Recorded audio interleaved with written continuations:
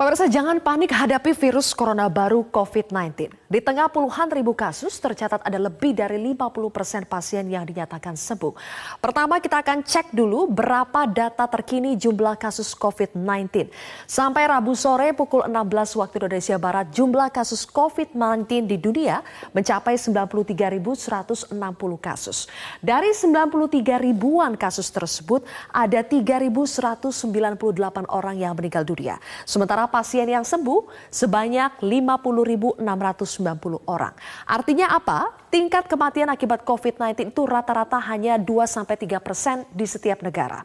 Kalau kita bandingkan dengan tingkat kematian akibat SARS yang mencapai 10%, ini artinya tingkat kematian akibat COVID-19 5 kali lebih kecil dari SARS.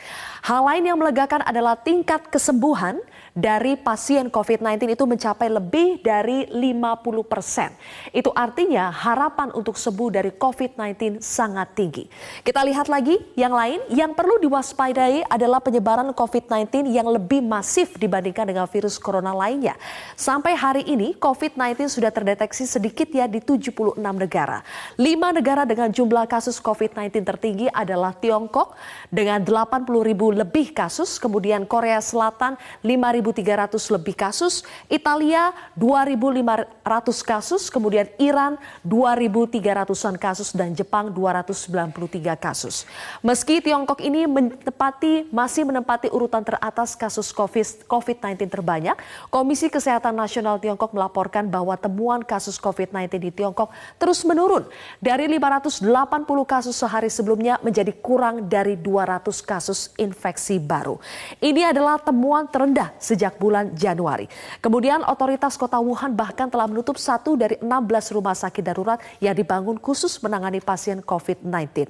Saat ini tingkat kesembuhan pasien COVID-19 di Tiongkok hampir mencapai 60%. Kita bedah lebih jauh lagi angka-angkanya. Di sini terlihat dari 80.000 lebih kasus COVID-19 di Tiongkok, 47.270 diantaranya sudah dinyatakan sembuh. 2.800 orang diantaranya meninggal dunia dan yang sembuh sudah mencapai 47.000. Sementara yang lainnya masih dirawat. Tingkat kesembuhan 100% bahkan kita bisa lihat di beberapa negara berikut ini. Ada Vietnam dengan 16 pasien, disusul Kamboja, Oman, dan Sri Lanka yang masing-masing 1 pasien.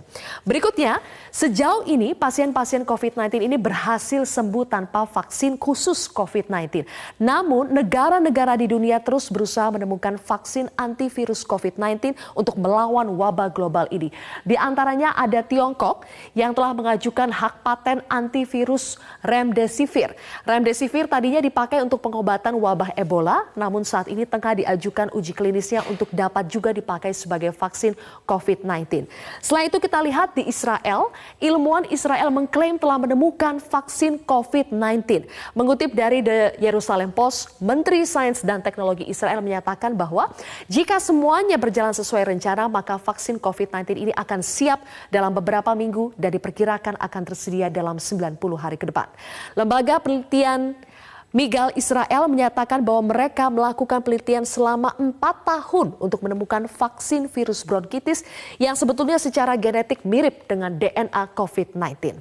Sehingga pemirsa, kalau kita lihat perkembangan dan juga fakta di lapangan, maka sudah seharusnya kita tidak perlu panik. Anda tidak perlu memborong sembako dan masker. Pemerintah memastikan bahwa stok sembako itu aman di Indonesia dan tidak terdampak wabah COVID-19.